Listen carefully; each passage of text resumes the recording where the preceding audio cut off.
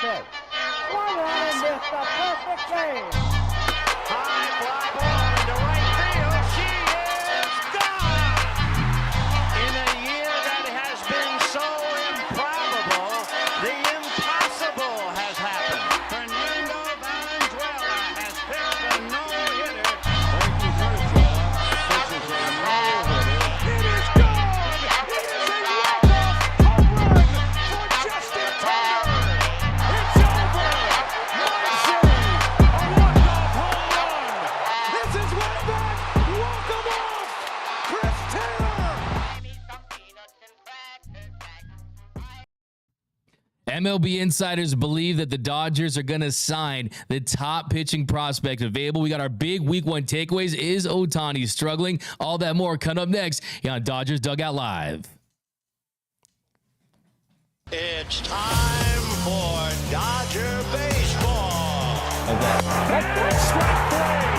Dodgers have won it all in 2020. Mookie Betts cranks one left field. They're going to make big signings. They're going to make impact trades. I don't care how many times this team rips my heart out. I'll never stop loving the Los Angeles Dodgers. Think blue, bleed blue, and I'm out. What's going on, Dodgers Nation? Welcome to another episode of Dodgers Dugout Live, the #1 Dodgers show on YouTube. If you haven't yet, do us a huge favor and subscribe to the Dodgers Nation YouTube channel. Hit that subscribe button, hit that notification bell, hit that like button, and also comment done down below so you're eligible for our next giveaway at 90,000 subscribers. My name is Doug McKain, credential member of Dodgers Media. You can follow me on X and Instagram at DMac_LA. And on today's show, we got a jam-packed show. We got big takeaways from week one. We're talking about Roki Sasaki. Is Otani struggling? I've got my biggest concern for the Dodgers after week one. That's coming up. But first, let me know down below in the comment section, where are you represent Dodgers Nation from? Give me that city down below in the comment section. I've got my super producer, Mr. Antonio, to my left. If you did not see the video that we dropped this weekend on the Otani mural, he's the man behind it. He did an incredible job. If you haven't yet, go back and watch that amazing piece by Mr. Antonio. But he's looking for your comments. We're going to feature them throughout the show. We're always looking for that comment of the show. I've got Daniel Macy saying, let's go Dodgers. Justin Lamas saying, missed this live stream. Yeah, guys, we are back in a big way, okay? We're getting back to the routine. It's been a crazy last couple of weeks. You had Korea, you had the opening day. It's been a crazy week, crazy last couple of weeks. We are getting back to the routine Monday through Friday, Dodgers Dugout Live, and also post-game shows throughout the week. We're going as hard as ever this year at Dodgers Nation. Diane Schroeder always rock with us, says, hi, D-Mac. Josh says, sub D-Mac. Hi, Doug. Dodger Gal. We got ITFDB. That's from Samuel. We got 951 the house. LFG Dodgers. April Fool's baby. I already got with a bad Ohtani suspended April Fool's joke this morning. I did not enjoy that one. Outman is struggling. We'll talk about James Outman. We'll talk about everything you need to know about Dodger baseball in less than an hour. David E says, D-Mac, explain why we traded TJ McFarland for just cash. Liked him better than Vesey. Yeah, I mean, like, I've seen a lot of people say that. I mean, how about yesterday you had Caleb Ferguson come in a big spot and get a big outlook? It happens. I mean, you got to trade stuff to get stuff, and sometimes certain players don't fit within the future of the roster. But Siren says, yo, D-Mac, I know this is off talk, but if Ohtani was pitching this season, do you think they still would have gone Glasnow or Yamamoto? I absolutely do. I absolutely think they would have, because you need depth at that starting position.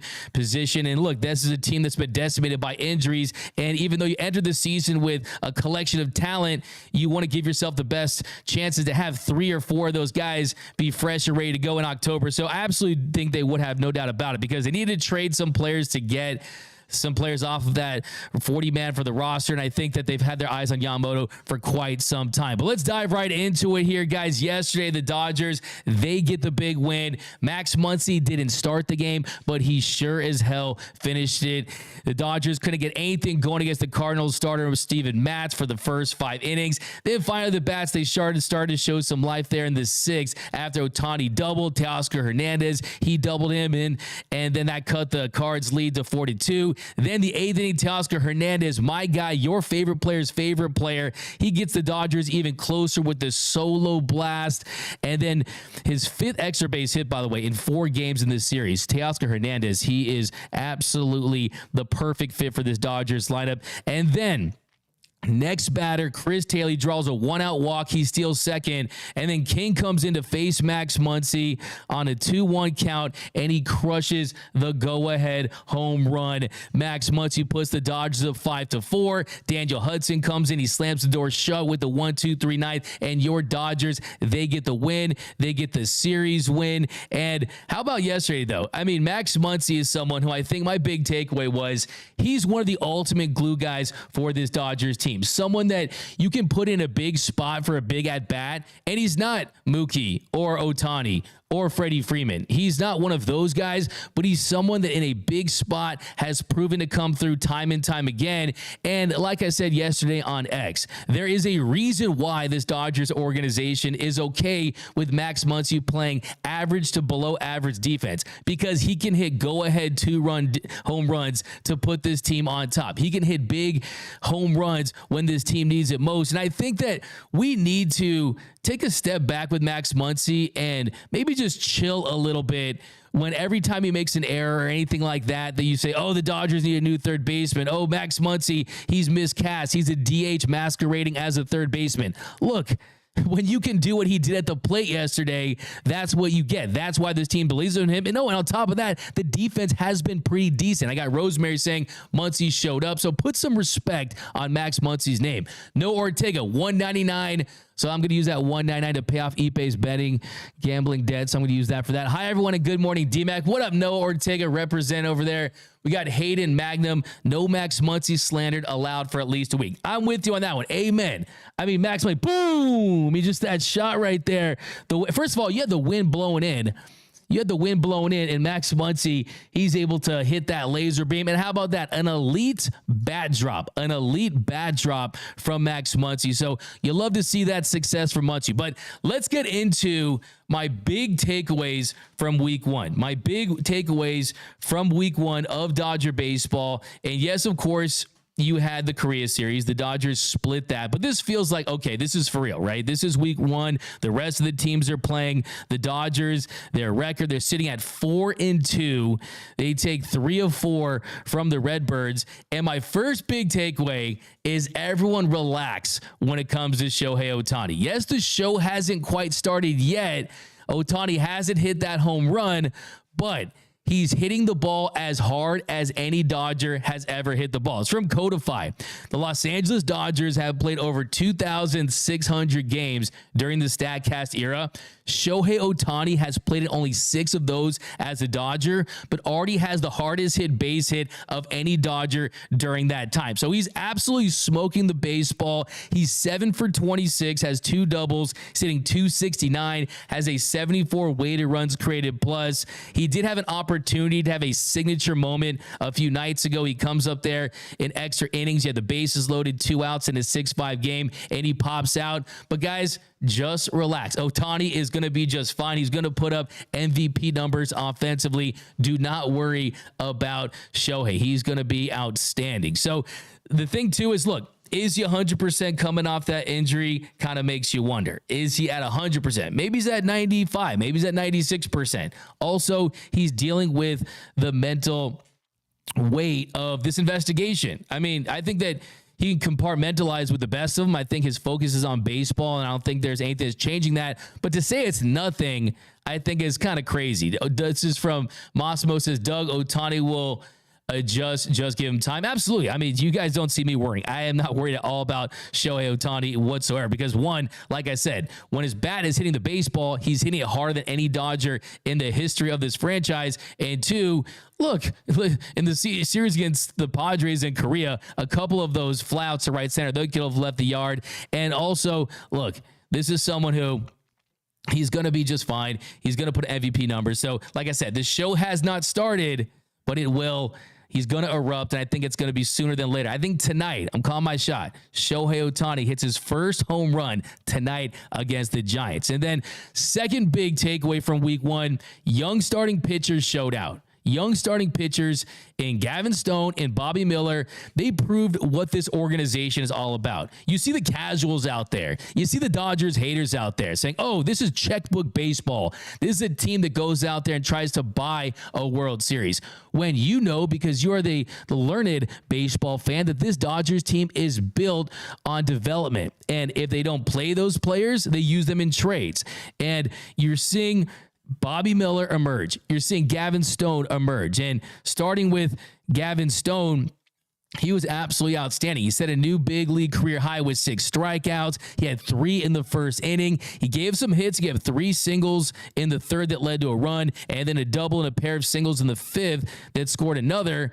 And you look at the numbers, look, you could say, okay, probably ordinary, right? Gives up 3 runs and 5+ innings. But no, Stone, he looked good. Stone, I think, proved that he is going to be a part of this rotation, and possibly this is where I envision his season ending, because look, they have so much talent within this Dodgers rotation. So many guys are going to get opportunities. If Gavin Stone does remain a part of this rotation the entire season, I see him getting an opportunity in the postseason in a piggyback start, potentially going out there in the 5th inning, the 6th inning, the 7th inning, giving you 3 innings in a postseason start and having a big impact. And you saw it yesterday. He expanded the repertoire. You're not just seeing a 4-seam fastball and a changeup. You are seeing him implement that sinker, that cutter. He's got the east and west. You even saw a curveball in there. The changeup we know is nastier than a gas station bathroom, but he made an absolute statement, and I think that Gavin Stone's spot is set in stone within this team moving forward. I love what I saw out of Gavin Stone. And then also Bobby Miller. Bobby Miller was absolutely outstanding. He allowed 2 hits, a pair of singles, issued just 1 walk in 6 scoreless innings of work. He also had 11 punch outs, which currently stands as the most for any pitcher in this early Major League Baseball season. And my favorite moment, though, was late in the game, dealing with some traffic. He punches out Gorman and he lets out that roar. He spins a la a Walker Buehler, and that shows you that he's ready to take a next step as far as the maturity, as far as being able to get it done after giving up a hit, after giving up a walk and things like that. That is the version of Bobby Miller that you want to see. So I was extremely impressed by Bobby Miller. Goes out there and he says to the world, hey, this is a great rotation. Don't kid yourself. This is a great rotation that's filled with all-stars and Cy Youngs and guys that have Cy Young potential and things like that. But Bobby Miller went out there and said, you know what? My stuff is as good as any of them. My stuff can match up with the greats in the game. And I think that he sent a message big time. And like I said, it was that 6th inning. He struck out Scott Looking, and then he gave a single to Wynn to right. Donovan flied to center. Then he walked Goldschmidt. And with runners on first and second, he punches out Gorman with a fastball. And that's a situation. Sometimes Clayton Kershaw talks about this. Clayton Kershaw says, sometimes you just have to want to strike out that guy more than that guy wants to get a hit off of you. And that really was the case there. So very impressed by these 2 young Dodgers starters, Gavin Stone and Walker Buehler. So dive into some super chats. BC Betts went 0 for 4 yesterday, and he's still hitting 500. I'm going to get to Mookie. Mookie's living his Betts life. Mr. Classic, Gavin Stone looked wonderful in spring training and is really transferring that to the regular season. Keep it up, but need to see more. I think the big key, David, what up? Watching from Petaluma, California. Always represent. Thank you, David. We got some super chats. Massimo Buffon. Doug, when Buehler returns, who does he replace? We're going to get to that. So just hold on tight. We're going to talk about Walker Buehler and his rehab start. And look, the good thing is it's a good problem to have, right? It's an embarrassment of pitches. It's a team that has a lot of quality starting pitching, and it's not just free agents. It's not just guys you traded for. It's homegrown talent. Walker Buehler fits into that. Gavin Stone fits into that. You have Bobby Miller. You have Landon Knack, who looked really good in his first start of the season in AAA. So, look, I think you're going to see this team get flexible. I think you might see a little bit of a 6-man-ish rotation, but I think for Gavin Stone, it makes you wonder which of these relievers are going to be healthy. How quickly can they get a Brusdar Graterol back, a Blake Treinen back? Because I think Gavin Stone, like I said a few minutes ago, his ultimate role this season, I don't think he's going to start a postseason game. unless there's a slew of injuries, but I do think he could have a big role in a postseason game by coming out of the pen, giving you 3 solid innings in a piggyback type of situation. Now, next big takeaway. We are rolling, guys. So excited to have baseball to talk about, real regular season baseball all season long, by the way, here at Dodgers Nation, the #1 Dodgers YouTube channel. Be sure to hit that subscribe button, hit that notification bell, hit that like button. And I know you guys want to talk about Roki Sasaki, and we will get to that. I see Reed saying, Roki, bring back. We got first live in a while. We got Chris Matt was solid yesterday. Ismail, hey, who's that one Dodgers show of all the Dodgers show that said that Chris Matt was going to be something? Oh, wait, it's the one you're watching right now. So we'll talk about him in a second. In fact, how about this? My next big takeaway is my first biggest concern. What wakes me up at 3:30 in the morning in cold sweat is the Dodgers bullpen, and namely Alex Vesia and Joe Kelly. And look, it is still way too early to glean anything from early season results, right? You can't be overly concerned, but is Alex Vesia a part of a championship level, World Series level bullpen? It makes you kind of wonder. I mean, in his appearance, he had issued 2 walks and hit by a pitcher. The Cardinals, they were able to tack on another run after Austin Barnes had a catcher's interference. And a couple nights in a row, you had a catcher's interference, right, with Joe Kelly. And then Joe Kelly, he goes 2/3 of an innings. He allowed 3 hits, 4 earned run, 1 walk, and the Dodgers 6-5 extra innings lost on Saturday. But let's start with Alex Vesia. So the thing with Alex Vesia is it's what we always see with him. And it is that sometimes he'll struggle with glove side, with arm side command up in the zone. Sometimes he'll struggle to land that 4-seam fastball in the top of the zone. And when he does that, you're going to start to see him struggle, and you're going to start to see him issue walks. And that's the unfortunate thing, because it starts to speed up on him when he can't get hitters out and he issues free passes and he starts hitting batters. I mean, that really tends to be the issue with Alex Vesia. And look, I think when you look the way this team is shaped, I mean, he went 1 inning, allowed no hits, but still, the hit by a pitch to Donovan, the Goldschmidt catcher interference. So no hits, no walks, but you start to see some signs of those early season struggles that we saw last season. But in his defense, I will say I see Twitter, I see X, people going crazy saying Alex Vesia this, Alex Vesia that.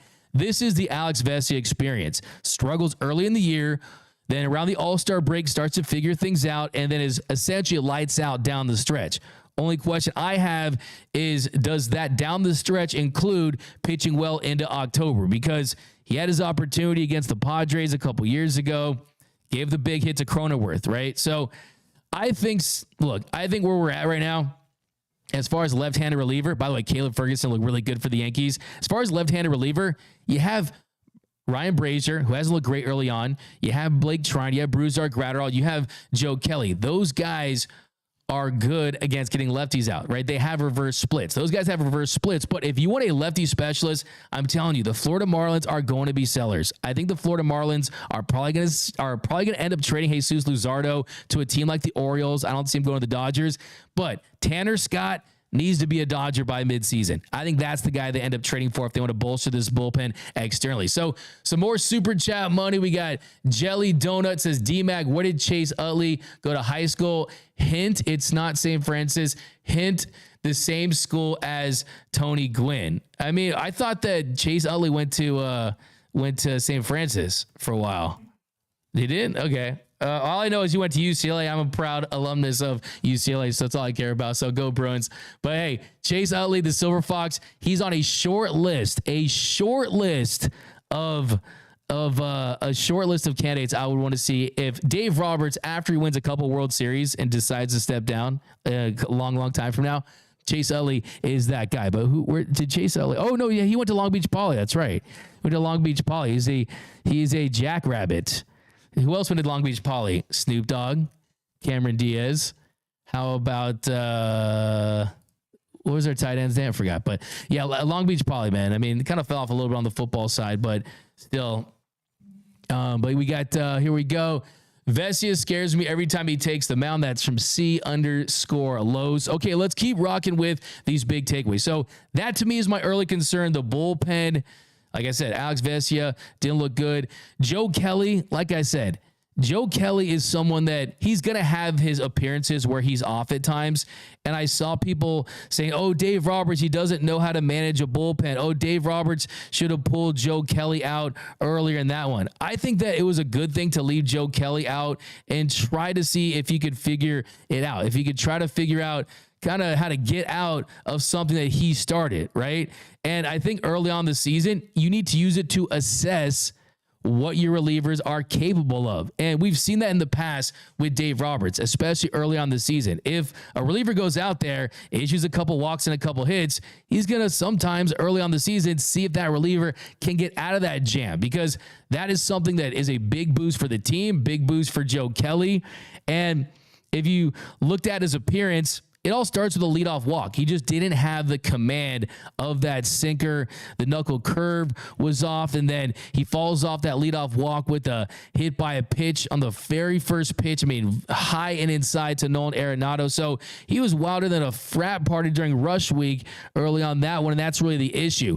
But the positive side, the velocity was there, the movement was there, and it's the Joe Kelly experience. Okay, you're going to see some bad starts. I mean, the next batter reached on another catcher's interference, and then he gave up a sac fly to Herrera and then a single to Burleson. And yeah, could Dave have gone out there and taken him out earlier and taken the ball from Joe Kelly? Well, guess what? He went out there and brought in Alex Vesia, who replaced him, the same guy that the fans are also hard on this week. And guess what? On top of that, the Dodgers still almost won that game. They lost 6-5 in extra innings. So I'm not really worried or highly critical of Doc leaving Joe Kelly out in that situation, because guess what? Joe Kelly can get out of that situation because he has big swing and miss stuff. We got Geshmake over on YouTube. Leave it to Austin Barnes to get a catcher's interference. I mean, I was trying to rack my brain. I've watched baseball for a trillion years.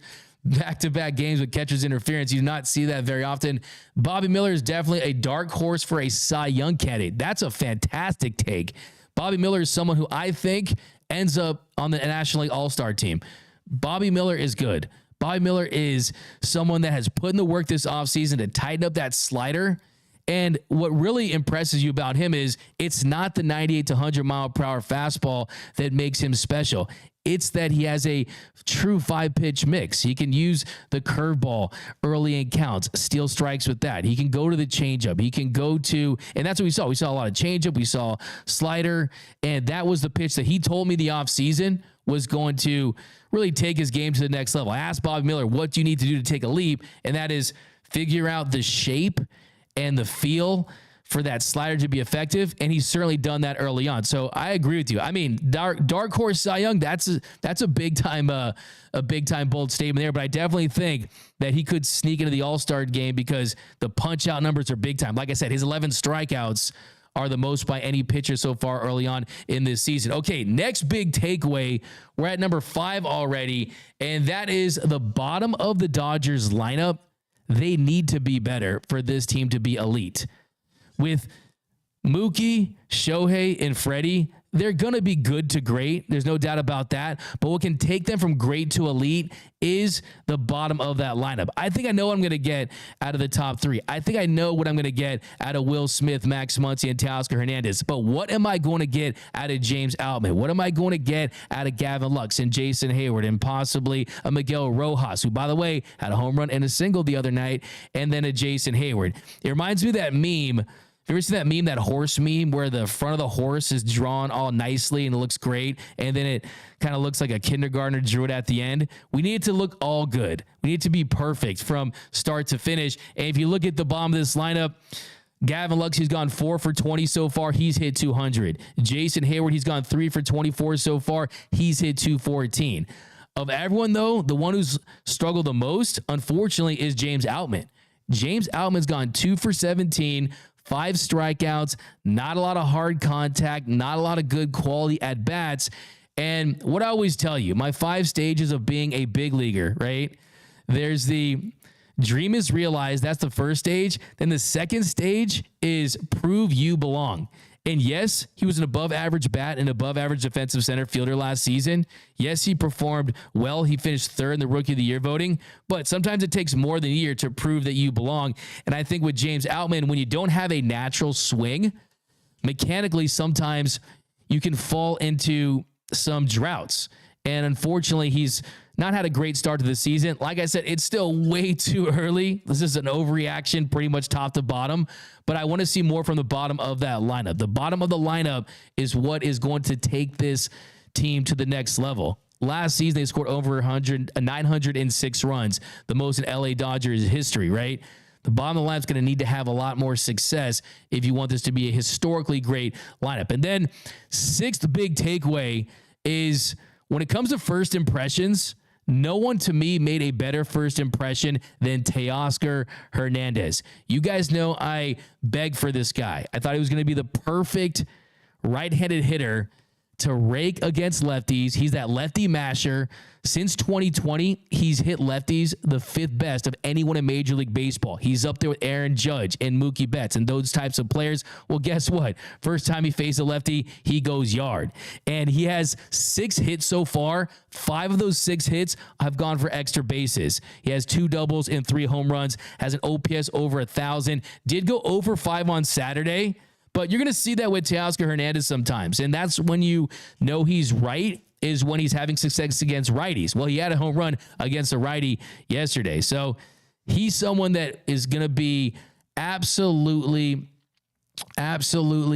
irreplaceable in this lineup, in my opinion. He plays such a specific role. I mean, look what Justin Turner did a couple years ago. Imagine that times like 30% at this part of his career. I think he's going to absolutely take this lineup to the next level. And we already saw early on, he's already done what they signed him to do. When you do that, that makes general managers extremely happy. That's when they're smiling from ear to ear. When we signed this guy to rake against lefties, and he's done just that. So we got some more super chats. James says they need to lock up Teoscar. He checks off all the boxes. Yeah, like I said a couple weeks ago, he is on a mission. This is a 1-year-long business trip for him. He wants to get paid. He ends up signing that deal, some deferred money, $23.5 million, around that, on a 1-year contract. Next year, the market's going to be healthier. And I think if he has a lot of success in this lineup, he's going to put himself in a position to get himself a deal between $75 and $100 million. D-Max Pool Guy, what up, man? I like that's a fire username. Missed that. Can you scroll up a little bit? I missed you on the super chat somewhere on that. But Maxwell Muncy will keep it. We got my man Antonio again is put right here. Can't wait for my boy Blake Trinan to come back. Yeah, the thing about Blake Trinan, he has a bruised lung. He got hit by that comebacker. He's going to be just fine. He should be pretty soon. D-Mac, you called it. Teoscar is a doubles machine. Hey, man, trust me. I wanted Teoscar bad because the Dodgers, they needed that lefty matcher. Now, next big takeaway. This is probably one of my favorite ones to get into, is Yamamoto silenced the critics.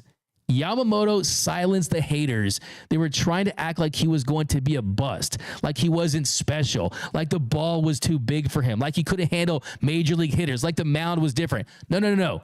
Yoshinobu Yamamoto has world-class stuff. Yoshinobu Yamamoto is someone that's going to be vying for Cy Youngs for the next 5 to 7 years. He's someone that is going to be in the Rookie of the Year mix. I know I went extremely bold a couple weeks ago and said he was going to be the first pitcher since Fernando Valenzuela to win a Cy Young and the Rookie of the Year award in the same year.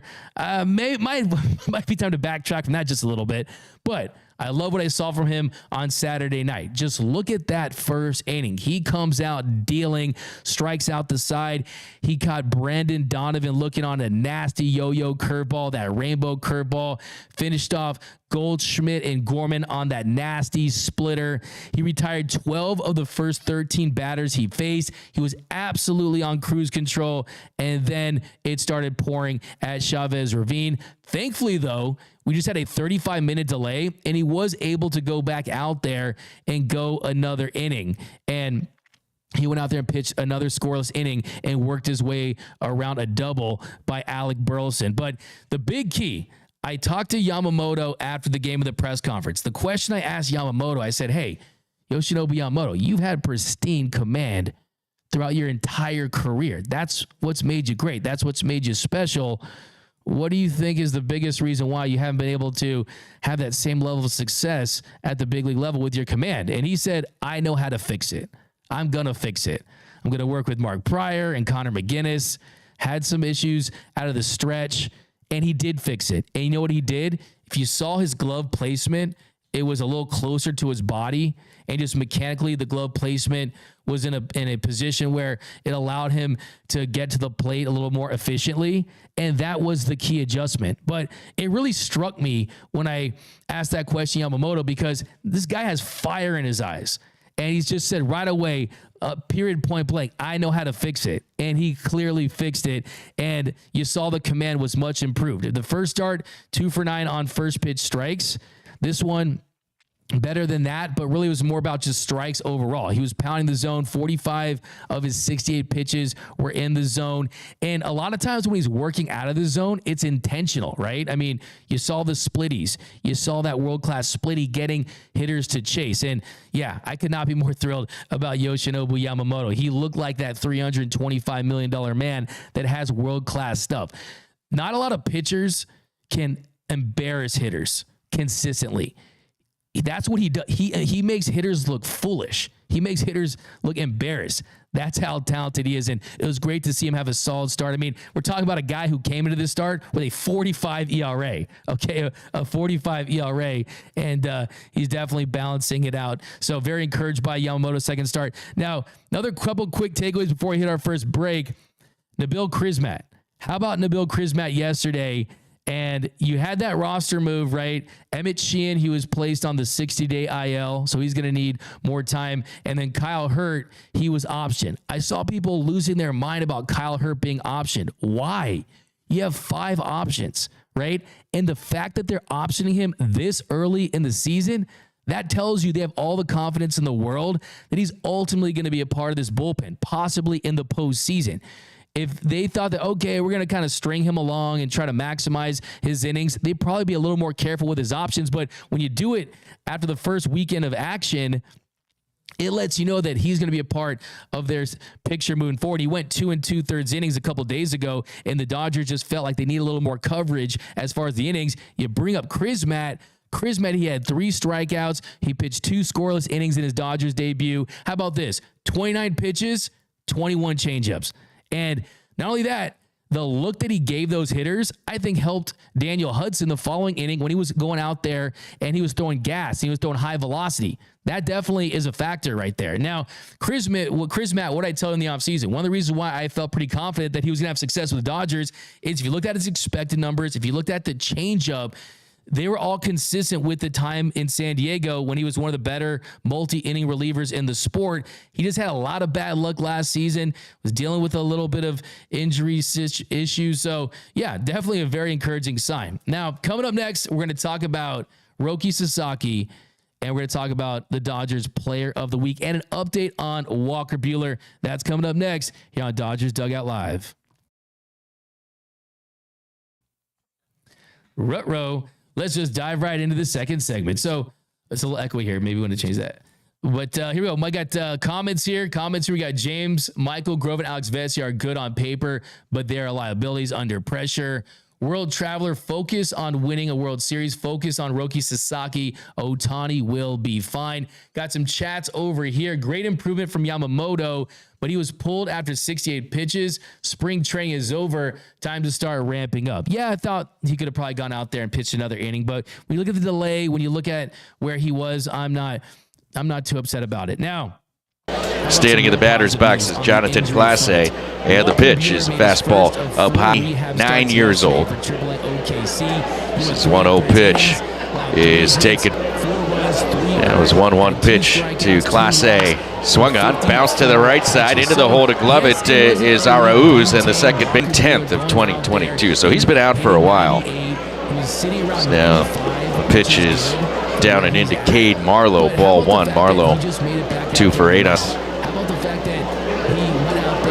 Now the 1-0 to Marlowe, up high for a Boston. They were playoff bound, of course, and they decided not to push Buehler on the mound for the Dodgers. And I see people out there saying, "Oh, Walker Buehler, is he going to be the ace? Is he going to be the ace of the Dodgers?" I've got news for you. They don't need him to be the ace.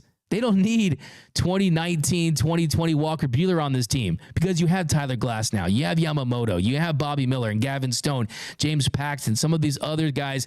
There's not the kind of pressure on him just to go out there and pitch like that. Now, does he want to perform like an ace? Absolutely, because he's in a contract here.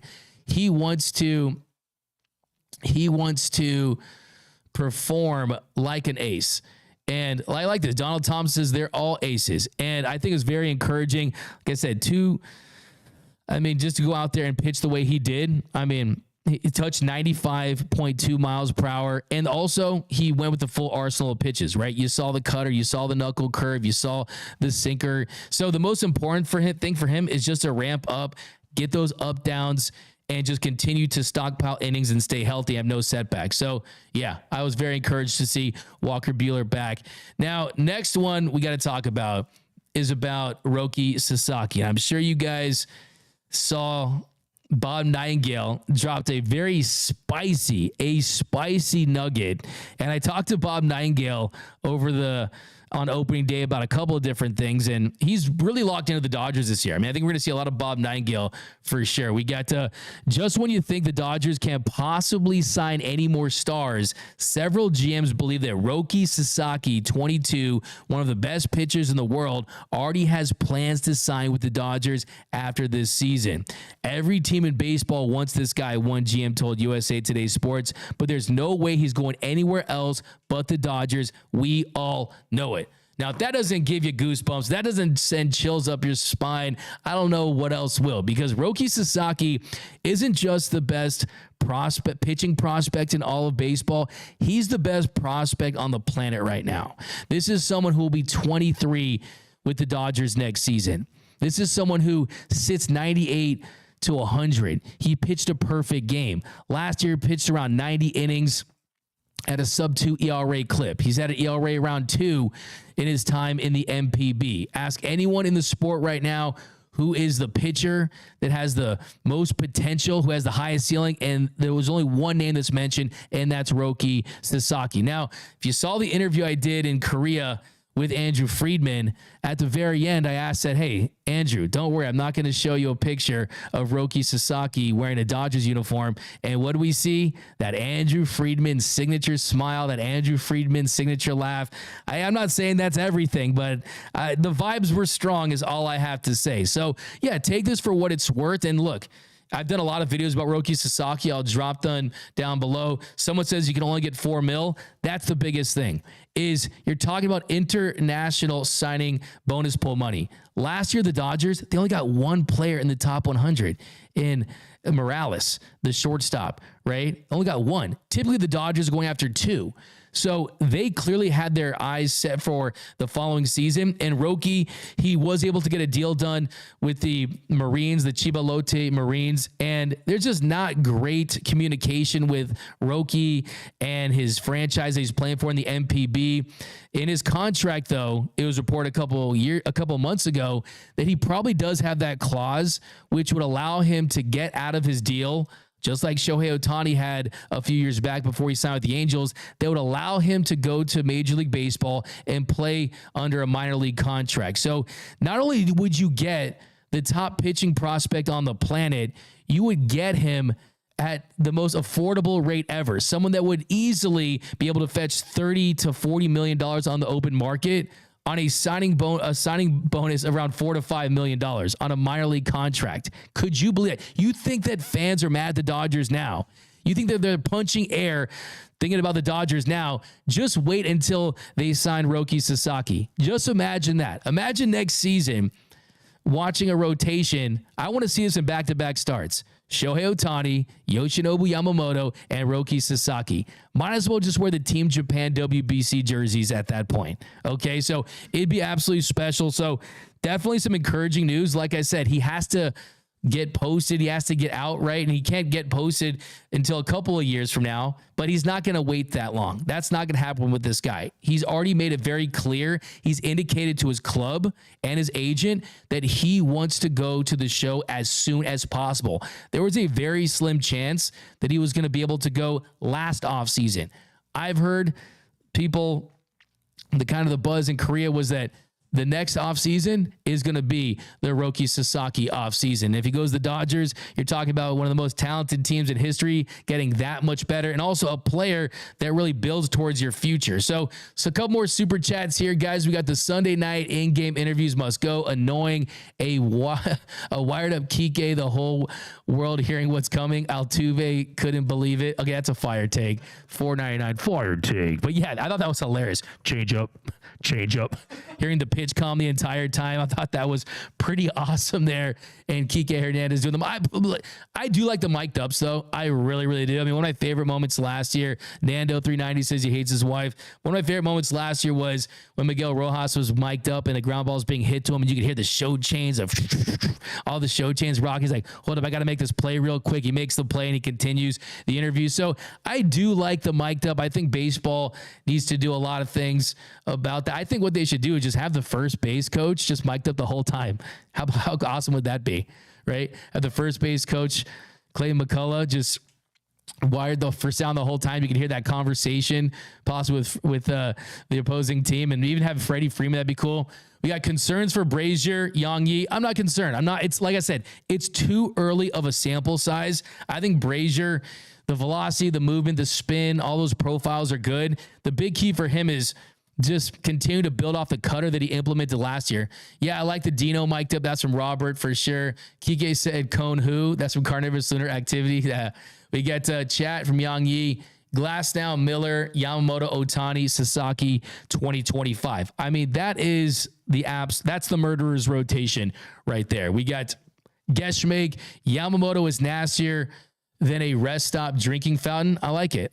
Clearly a fan of the show. He is. And like I said, I mean, the stuff translates. Okay, the stuff translates, and I think that you learned a lot. Sometimes it takes one game to learn from a player, learn about a player's makeup, right? Yoshinobu, he gets out of his car with a big ass Chanel bag, right? And he's, decked out, and then he goes up there and he just absolutely embarrasses big league hitters with some of the nastiest stuff we've ever seen. I always said when it comes to Yamamoto, we lost Pedro Martinez. This is the baseball gods doing a solid. We're getting our Pedro Martinez. I mean, he was pumping 97. Nasty change, nasty splitty, yo-yo curveball. But a couple more. We got a taste of what Yamamoto is capable of doing. I think that's the best way to put it. We got a taste of it. Joel Rodriguez would love to see Yamamoto against the Braves. Isaac says, is Dinelson Lamet actually going to get called up, or is this an April Fool's joke? Is that the news right now? Let me check over on Twitter.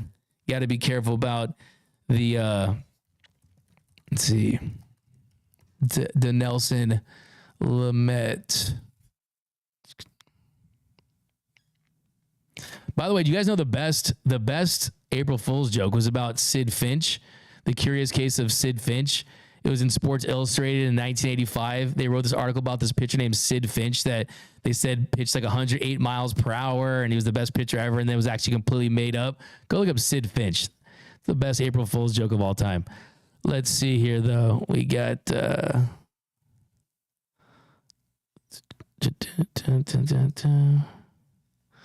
Don't see anything yet.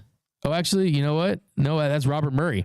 Robert Murray's tweeting this out. So Robert Murray, my friend, says the Dodgers are calling up right-hander Dinelson Lamet. So there we go. I like it. Dodgers are taking advantage early on. I don't know what the corresponding move is, but you got some breaking news right here. I mean, the first thing I had to do, he's not on the 40-man roster, so you have to make some room on that 40-man roster. You could still transfer Nick Frasso to the 60-man. Just top of my head, I bet you that's what they do. But how about that? Dinelson Lamet, he gave the Dodgers fits a couple years ago. Of course, he's dealt with injury issues. But, hey, back in 2020, how nasty was him? But how nasty was he? The shortstop, is Vesia going down? I'm not so sure that's the play right there. But we'll probably do another video a little later. We'll talk about that. But like I said, Frasso could be moved that 60-day. But Dinelson Lamet, okay, getting called up. Actually, before we leave, I got to get my batter of the week. Player of the week last week for the Dodgers, Marcus Lynn Betts. Mookie living his Betts life with the Dodgers. He drove in 5 runs. He reached base 10 times in his 18 plate appearances. He scored a team-leading 7 runs and posted a ungodly, godlike 1709 OPS. And that's even going 0 for 4 on Sunday. He was absolutely outstanding. In fact, there was a point last week where he didn't make it out in consecutive plate appearances in his first 5 games. Did not make it out in consecutive plate appearances in the first 5 games of the season. And then Saturday, we know what he can do offensively, but I think Saturday, the most impressive thing for me was he made some really nice plays defensively.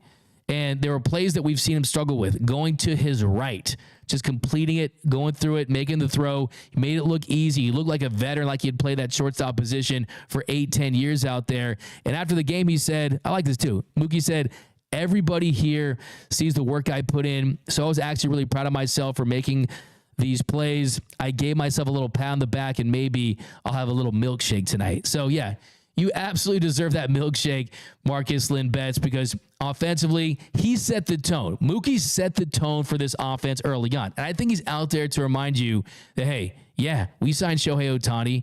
Yeah, you brought in some talent, but let's not forget, I take a backseat to absolutely no one. Mookie is one of the very best players on the planet. He's top 3 to 5 in my opinion, and he's showing out early on at the plate. And I think that if he plays that shortstop position like we saw on Saturday night, he's going to run away, absolutely run away. Belmont Stakes, Secretariat level run away with the National League MVP and be the first person to win an MVP in both leagues since Frank Robinson did it. I think Mookie Betts is going to win the NL MVP, and he made an absolute statement early on. So a couple more. We'll let you guys enjoy the rest of your Monday.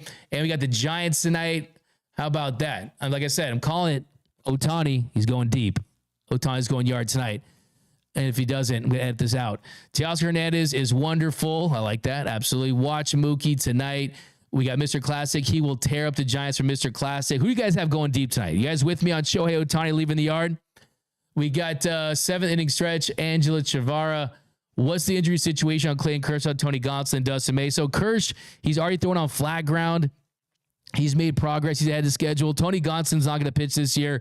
Dustin May, haven't heard too much of late. I was actually going to ask Dave Roberts next time I saw him about Dustin May, see if there's any update on that. But they're hoping to get him at some point towards the end of the summer. And he's been in the clubhouse going through his routine. Feels like he's doing okay. But I'm going to get you that latest on that. So definitely be on the lookout. James Outman batting better than Anthony Rendon, 0 for 11. That's from Joel Rodriguez. Hey, some players hate baseballs like Shohei Ohtani because of how hard he hits them. Some people just hate baseball like Anthony Rendon.